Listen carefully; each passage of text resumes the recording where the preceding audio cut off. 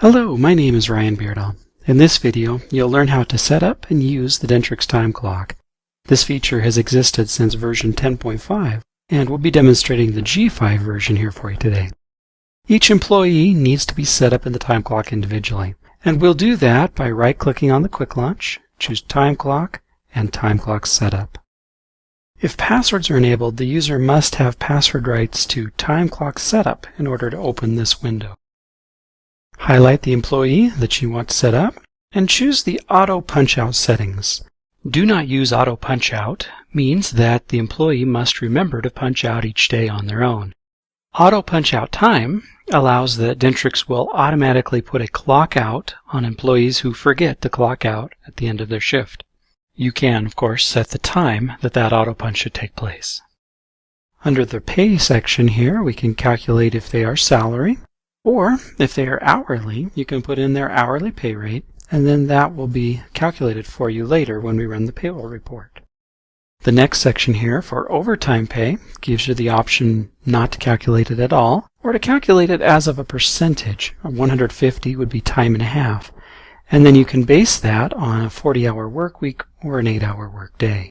You can choose another employee if you want to continue editing employees, or just click OK when you're through editing. Once all of your employees have been set up, they can now clock in and out by right-clicking Quick Launch, choosing Time Clock, and Employee Clock In and Out. Or perhaps even easier is just simply double-clicking the Quick Launch icon. The employee can choose their ID here. If you have passwords, a password login box may appear here instead of this. The Clock In and Clock Out window appears here. Depending on whether they have a previous punch or not, the button will alternately say Clock In or Clock Out. You click that button and it adds another punch. If the employee wants to type a note in, they certainly can do that. Just simply type it right there. And that note can appear on the payroll report or the time punch report later. Other options here include checking your history. As we click the History tab, if passwords are enabled, a user must have the rights to time clock, edit punches, and notes in order to edit any of this history. To change the employee that you're currently looking at, you can choose the search arrow here next to User ID. We can also select the range of time that we'd like to view here. So I'm going to back this up a bit.